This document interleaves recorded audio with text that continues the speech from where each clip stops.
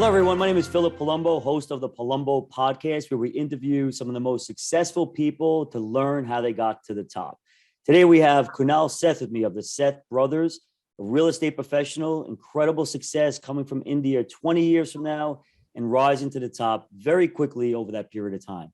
And we are looking forward to talking to you, Kunal, today. So first thing I want to do is first congratulate you on your incredible success. You just shared that with me today, which is and I've done some research on you in the background and all that the good stuff. And so congratulations on all your amazing success, especially coming from India. So congratulations.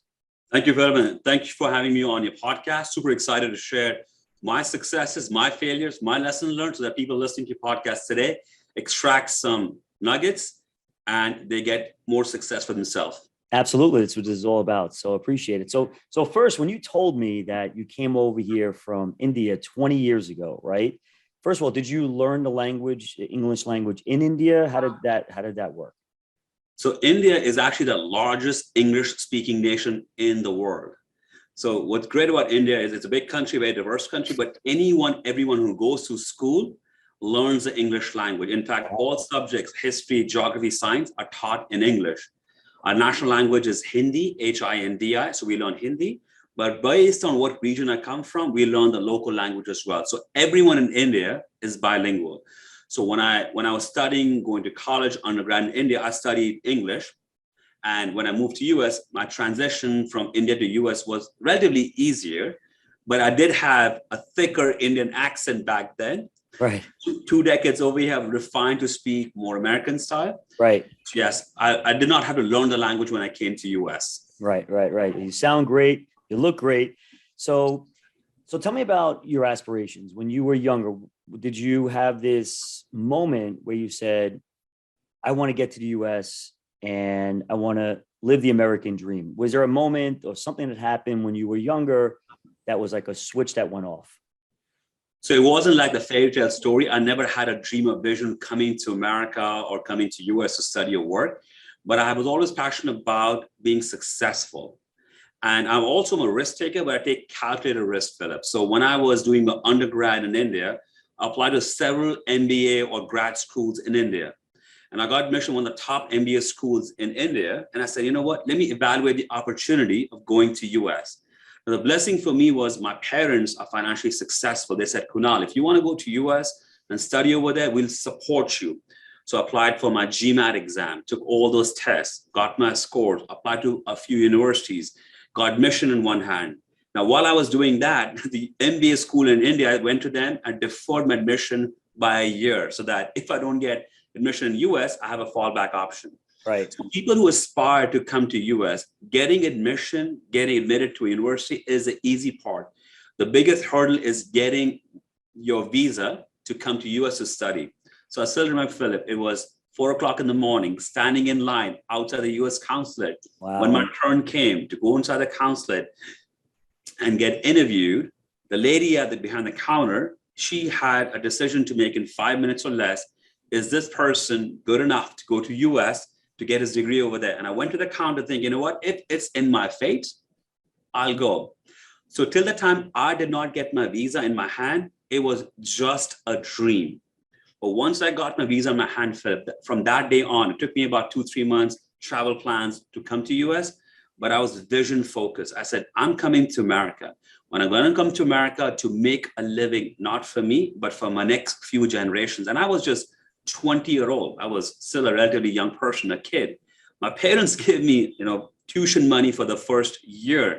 But when I landed in America, I said, you know what, I'm going to do whatever it takes to find 1, 2, or 3 jobs on campus, work multiple jobs, but I'm not going to touch the money given by my parents because I want to build my life, build my career based on my own merit, not because I got daddy's money or mommy's money. Right. I worked multiple jobs. And guess what? When I graduated, Philip, every penny my parents had given me, I returned all the money back to my parents to have the pride, to have the self-confidence that if I'm going to make a living or name for myself in this country, America, it's going to be based on my own hard work and work ethic. Well, it's incredible to have that whole entire, ambition and drive and then give the money back to your parents. Good for you. That is really incredible. Really incredible.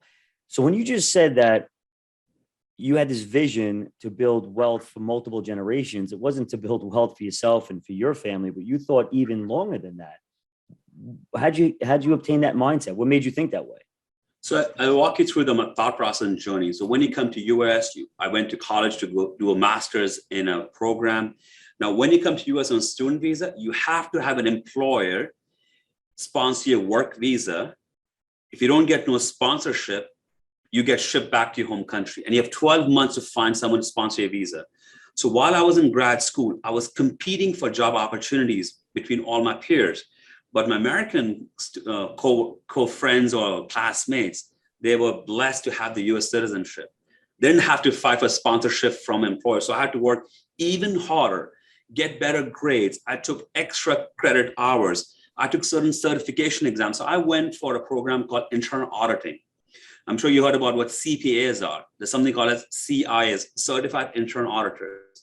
So when I was interviewing for full-time positions in the fall of that year, I was the only student in grad class and undergrad class that had the good score, but I had certified internal auditor, certified information system auditor. So what I'm going to demonstrate to you is this. I had to work even harder to get ahead of my peers so that employers say, you know what, we are willing to spend extra money to employ Kunal and sponsor his work visa. At that time, it was not about generational wealth. It was all about finding employment. So I take baby steps. I have a long-term vision, and that long-term vision is no good if I can't get employment first. So when I got employed with a top consulting company, Deloitte, well, I cracked the code. Now I'm employed in corporate America. Now I had to pay my dues for years till I got sponsorship, got my green card, because if I switch jobs on a work permit, it's very, very hard to get sponsorship over and over again. So I had to spend my time in corporate America for years.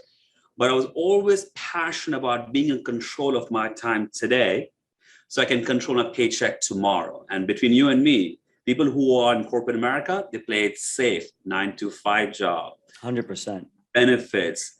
And they don't quit the job because they want a safety net. For me, if you want to be successful, you got to take control of your future. And I said, even if I quit corporate America tomorrow, become self-employed, and if I'm a failure, I can always go back based on my education degree, based on my background, based on my experience. So taking risk as an immigrant, or taking risk as somebody who came whole out of nothing, is inherent in me and a lot of people. But then when you're born, raised in America, Philip, when it's handed down to you, right, citizenship or job opportunity, you sit around and, you say, it's okay if I don't have a job. I can rely on unemployment benefits, not for me, not for people who come with a whole lot of nothing. I've always said, and it's exactly everything that you're telling me, right? So if you do things that average people just don't want to do, if you work harder than everybody around you, you don't need to be the smartest person in the room, but if you work harder than everybody in the room, right, for some reason, life just takes you to another level. And for you, it was a lot of that, right? It seems like you really pushed yourself, and here's where we are today, which is really incredible. So you talked about corporate America. Just so you know, so I was at Merrill Lynch for 5 years, and then I went to Smith Barney for 7 and UBS for like 9 or 10. So altogether, I'm 20 years in corporate America. And everything that you just said is completely true, right? In terms of people in that world, right? And what goes on in that world with conflicts of interest, et cetera. And I've always said to myself, going off on my own and starting my own independent practice, it's just like when I got away from corporate America, it was like, oh my goodness, like something out of my body, just like the energy, it changed my soul forever, literally. So for you, right, incredible journey, came from India, right, pushed hard, was in corporate America, and then you had this mindset, exactly what you just said, right, take this leap of faith. You knew worst case scenario, what that looked like, but you're like, you know what, let me take this leap of faith. 2014, you take that leap. Walk me through the day you walked out the door, or whatever happened when you were moving towards your vision. Happy to share with that to you, Philip. So in 2013 and 2012, I was working with a company called Transocean. It's an offshore drilling company. Yes, of course. I would go to these rigs and do operational safety audit. I traveled all over the world. Wow. So I had a rotational job, Philip. I would work 1 month and get 1 month off. Wow. Okay? And I can't sit around. So for that, when I was sitting around, I said, let me do something. So I got my real estate license 2013. And when I would be not on the rigs, when I was in Houston on my time off, I started doing real estate part-time. Wow. Did part-time from March of 2013 to November 2013, like 6-7 months. Okay. But there are a few triggers that I had that year. First one, being an immigrant coming to America, I had a vision mission that I got to get a six-figure job, right? The base salary. So in 2013, March, my base salary was $93,000 and change. I told my hiring manager, Philip, that, you know what, this year, based on market, based on industry, it's reasonable for me to request or expect a pay raise, which will get me to $100,000 salary. Okay. So that was my sharing of my vision mission with my manager. Now, March to September, I did some deals. I earned about $60,000, give or take, as a part-time realtor. September 2013, I got my pay raise from HR. My base salary went from X to $99,987. $13 short of $100,000. For a company like Transocean, it means nothing. It means literally nothing. But that's what they did, and that's what they did. And that was a straw. I was 4 months away from 5-year anniversary with Transocean, which would get me lifetime benefits, pension, whatever it may be. But I was so done. I came back home, told my wife, honey, I made the decision to leave corporate America and become a realtor. And, I've earned $60,000 as a part-time realtor. I foresee myself getting success, 6 figures or more in 2014. She said, right, I believe in you. If that's what you want to do, do it. So it was not a long drawn process. I was in the process of getting another job, doing real estate, but that straw of $13 has made me $13 million in the last 5-7 years. Oh my gosh. Lucky number 13. That's our number. Yeah. So that failure was a blessing for me, because had I got the promotion, had I got the pay raise, I said, you know what, it's okay. I'll make the transition when I'm ready. But we can never be ready. You can never be 100% ready. If you want to quit your job, change your status, you got to take the jump, take the leap of faith. If you believe in yourself, and you're committed to your own future and success, you do whatever it takes. And that's where I'm blessed that failure happened to me of $13. Otherwise, I may have spent another 6 months or a year at the same company, and my growth may not have been as aggressive what I'm sitting at today. That is awesome. Really, really cool. It's funny. I remember when I first got hired at Merrill Lynch right out of college, right? So I get into my manager's office, and it's like a big stud guy. He was a quarterback at a major college. I forgot which one it was. Anyhow, so so we went through the whole process, and I could tell he wanted to hire me, right? He goes, Phil, I'm ready to hire you. I said, great. He goes, this is what I'm going to pay you, $26,000. I said, oh my gosh, $26,000. I said, how about $29,000? He goes, all right, you got it. You got the job. I'm like, $29,000. So I made $29,000 in my first year in this wealth management space. And obviously since then it's just been through the moon. But I know how you feel when it comes to like corporate America paying you a certain amount of money, et cetera. But you mentioned your wife's support, right? So as you're looking to make this jump, other people that are listening in, that are thinking about doing the same thing, how important is family support in you making this decision to go off on your own? It's 1,000% important. Now, again, if I was a single person, different story. But when you have a family, wife or kids, same here, it's a different level of commitment. Now, when I talked to my dad and mom, they said, like, Kunal, are you sure? I mean, you go into grad school, you have all this certification. You really want to become a realtor, because here's the ugly truth, Philip. Back at home in Southeast Asia, India, realtors are not considered professionals. That professionals looked down upon instead of looked up upon. So if you're a realtor back in India, you're considered almost like a scumbag. You're not someone who is respected. So from that cultural mindset, I said, you sure you want to be a realtor? I said, you know what?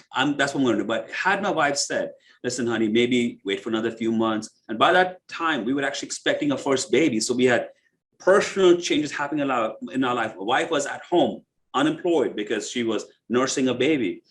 But I was so clear that I wanted it. But had my wife said, honey, I think you should wait for some time, let's have the baby, I would have taken a back seat, because I'm not going to jeopardize my wife's mission, vision of having safety, security net. So having your family support is critical. At the same time, that is secondary. First, you got to be clear what you want to do, why you want to do, what's your vision, what's your mission is. Don't switch jobs. Don't quit your job for the extra dollar. Money comes and goes. But if you're passionate about what you're doing and you're clear about it, money comes automatically. Yeah, I totally agree with that. I always say that. I always tell the story of one of my clients, great guy, $25 million business. At the time, he was maybe like 65 years old. And I sat down with him. I was new in this business, right? And just getting to know each other. And I said to him, I said, Mr. Nikita, I said, how did you become so successful? And he said to me, he goes, Phil, he imported Asian products, right? And he said, I just have such a passion for what I do. He goes, so I just did that. And then money just followed me. That is so important for people to understand. If you're going to do something because of the almighty dollar, and that's going to be your own motivation, forget about it. It's over. It's done with. In fact, it's really funny. I just had lunch just now with my one of my advisors who works for me. And he said to me, he goes, Phil, he goes, why is it that you want to get to $1 billion over the next 2-3 years? Is it because of the economics and the money behind it? And I said to him, I said, absolutely not. It's like, I'm in this game, I'm going to play. And if I'm going to play, I'm going to get to the top and we're going to be the best, So and the money is totally secondary. If I don't make another dime from here on in or bring a new client in, I'm totally fine. Like, it's cool. But, but as you're in the game and I'm in the game, like, you want to play, right? I never forget. One other thing I'll just tell you too, is this other advisor when I was at UBS, this guy produced $18 million a year, right? Wow. I heard about this guy. I'm like, I got to go meet this guy. So I called him, I emailed him first, Andy Burris, his name is. And I said, Andy, love to, talk to you over the phone. He gets on the phone, right? This is unbelievable. So he gets on the phone. He's like, I'm like, Andy, thank you so much for your time. And I started to tell him about me. He stopped me in my tracks. He goes, Phil, let me ask you a question. How much money you spend on your business, right? In terms of marketing? I said, X amount of dollars. He goes, listen, until you're willing to spend $300,000 to $500,000 a year on marketing, he goes, until you earn it, then he goes, then come see me. Other than that, don't waste my time. He literally stopped me in my tracks. Literally the next day I was out in Wisconsin, flew out to go see him. And as I'm sitting down with Andy, we met at a restaurant, Ruth's Chris first, and we're by the bar hanging out, having a drink. And I said, Andy, I said, you're doing, $20 million in production. It's like ridiculous. And he's 59 years old, 60 years old. I go, why do you keep pushing? He's pushing this guy. He goes, Phil, if I'm in the game, I'm going to play. He goes, that's the bottom line. He goes, and because if you're not growing, you're totally dying, which you can totally relate to. So, all these great things that you just said, and that's the thing, that's the next thing I want to talk about for people to listen to, right? So I kind of feel like, now, could everybody do, what we do in terms of taking that leap? Is it in everybody, in your opinion, right? Or is it not? And why is that? The quick answer is, it is not in everyone to take their leap of faith. It is not, okay? And I truly believe in how you're wired and how you function on a daily basis. There's a profile review called DISC profile, and DISC. D stands for driver, Yeah. I interactive, S stabilizer, C cautious. Somebody who's high S and high C, super cautious person, is going to take them tenfold energy and effort to quit their job and do something, okay? Someone who's high D, driver, who's a risker, for us, it's much, much easier. So what I'm trying to pinpoint to you is, anyone can quit that job and they can start their own business. But if they don't have the self-drive, the success is going to be limited. So it all comes down to, do you want to have control on your time or the money? So a lot of people, the way they're wired, they are probably a better fit in a 9-to-5 job because they want steady income. They don't want to take the risk. While they can quit if they want to quit, but it's about, where are you going to find the most amount of success?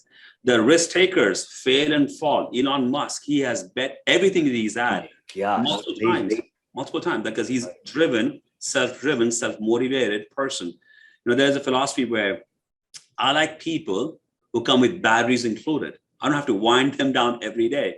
So if you're a self-driven person, absolutely yes, no question in my mind, you should quit your job. Now, if you want the complacency, you want to play it safe, then don't complain that you're not making the right amount of money. You got to wait for your employer to tell you how many PTO days or vacation days you have in a year. I'm saving that for end of the year or next year. Then don't complain. You lose the right to complain. We all have an inherent risk-taking factor, and we all have the ability of quitting the job.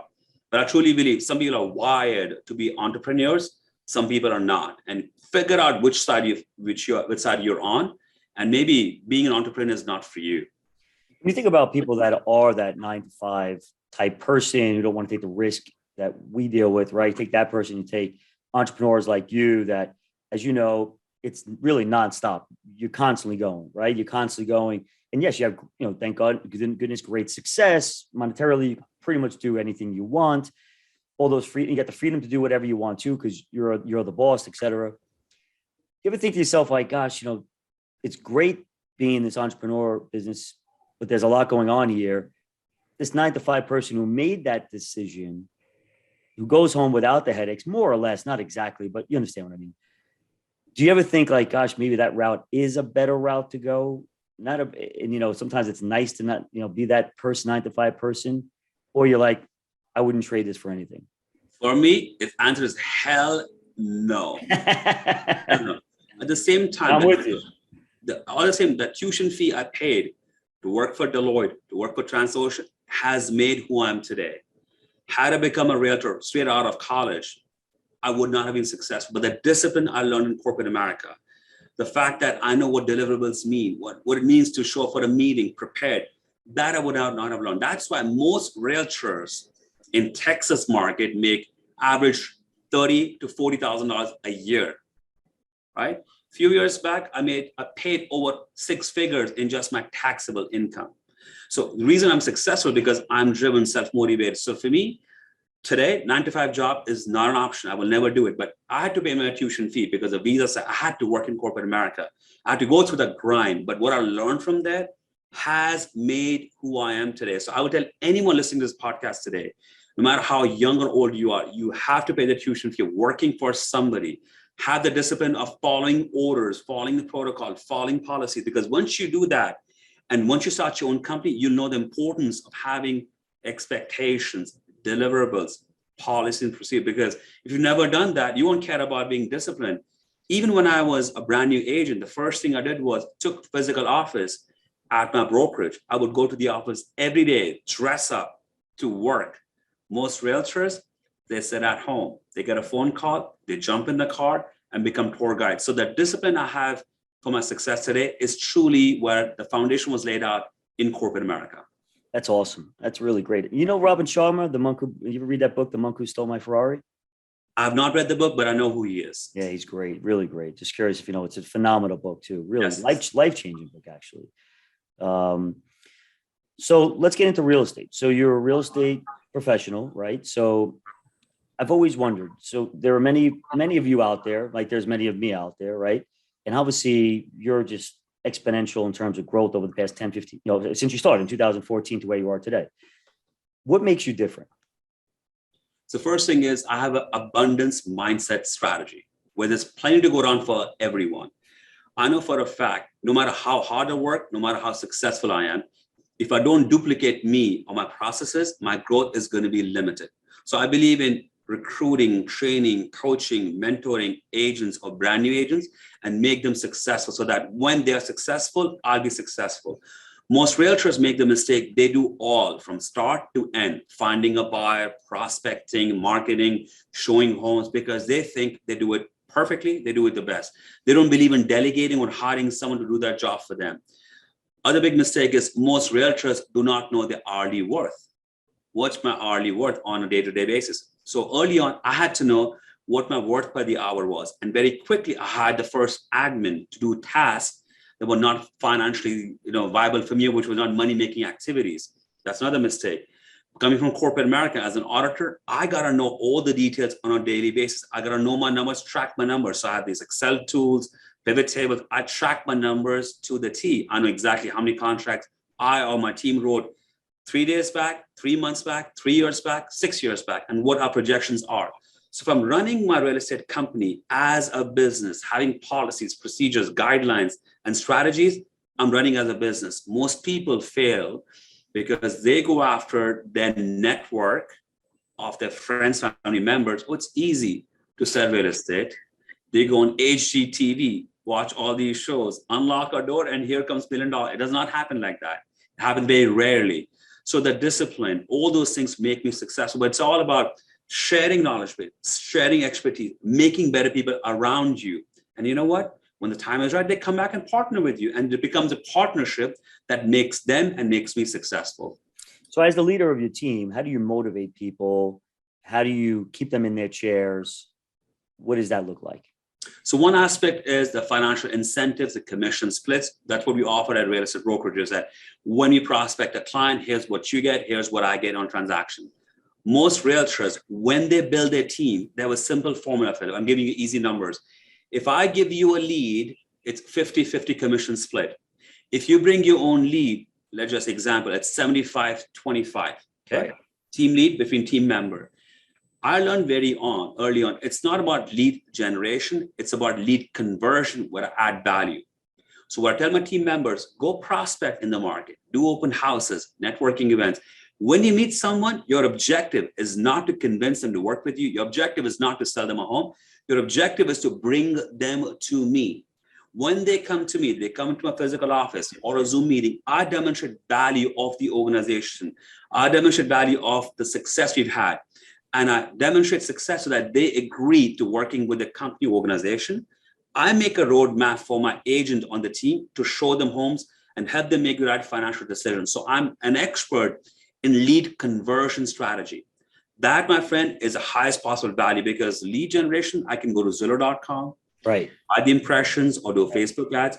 Lead generation is easy, but it's lead conversion. So the best value I provide to my team members is when they sit in meetings and they hear me talk, engage with the client, figure out the roadmap as a financial advisor, they learn those scripts and dialogues, and they say, you know what?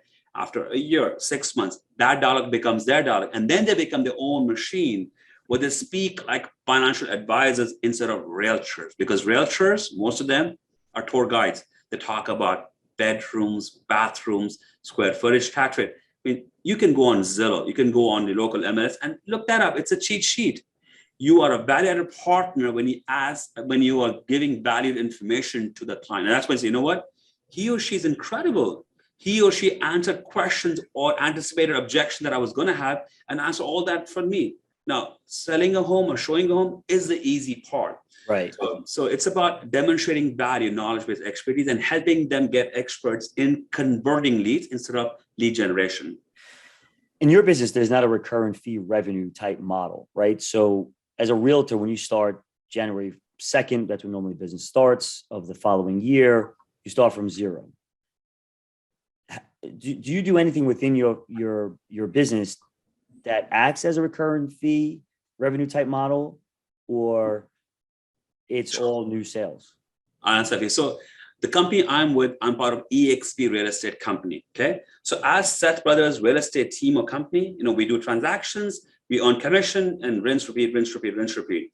But the brokerage we're part of, EXP, it's the international brand. It's relatively new. When I say relatively new, 10 to 15 years old. It's the Netflix of real estate. It's the Amazon of real estate. It's virtual. In 2018, when I left Remax, went to EXP, we had about 13,000 agents. Today, we have 76,000 agents. Wow. We are 26 countries. So EXP has different lanes to get financial success. So one is earning commission, but second one, it's listed on NASDAQ. Our ticker is EXPI.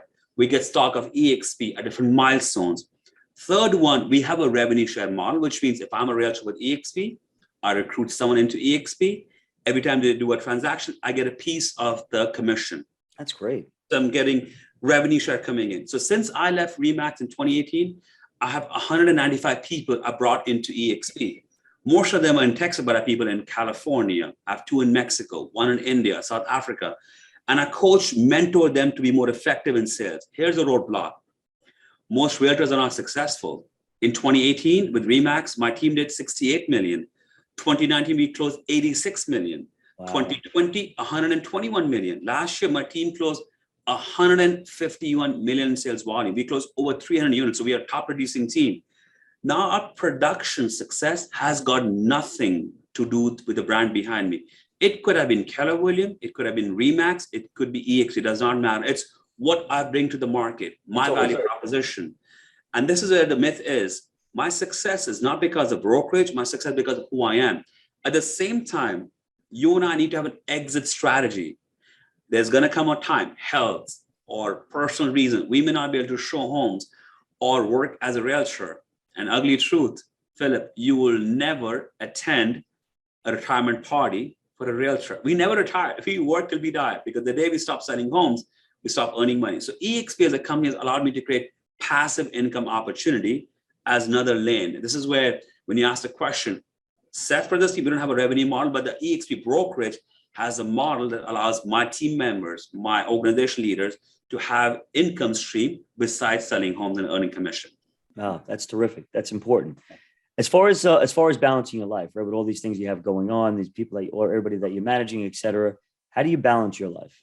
I personally, Yes. so I have young kids. I have two boys, 6 and 7-year-old. So if you ask me the same question, 2014, when I was a brand new agent, I worked 24/7, 365. There was no weekend where I did not work. Now I have a team, I have an organization, I have listing department, marketing, I have realtors.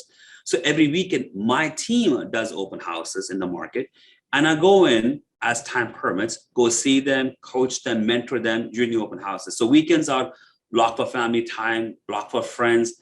Evenings, when I get to work, I normally get home 6:30, 7 o'clock. Once I'm home, I'm shut down from work and I spend time with family and kids. So my work-life balance is, when I'm at work, 9 to 5 or 9 to 6, it's work, it's business, and I'm here producing. Weekends, select clients I work with, show them homes. But essentially, most weekends are in my control. I'm free and I spend time with family and kids. And my young boys, soccer, all those things, Yeah. but I'm engaged with them. That's great. That's really great. That's important. It's always hard to do that, but you always have to kind of be present, because if you're not present in the situation, it's not good. And the wife notices right away. So Correct. that's important. So Seth, this has been Kunal, this has been amazing. I really appreciate your time today. Congratulations again on your success. I mean, you're such a motivating guy. I mean, I could see why you're successful just talking to you today. So I wish you all the best, and thank you so much for being on my show. Thank you again, Philip, for giving me the opportunity to share my story. And we're here to make other people successful. That's it. With us. That's the goal. That's the goal. And hopefully people listening in, they get some great tips from you to be able to do that. But I just want to close out on one quick thing. A couple key things that I heard from you that really was impactful. Number one, control your future. Number two, take that leap of faith. And number three, know your hourly pay. Know your hourly worth. I've done that before too. And let me tell you, that's so effective, because when you think about sometimes when people pull you in a different direction, even if it's 15 minutes, that 15 minutes costs something. So that's why every part of your day really has to be organized, compartmentalized as best as you possibly can. So totally true. But Kunal, thank you again very much. And look forward to speaking to you soon. Thank you, Philip. All right.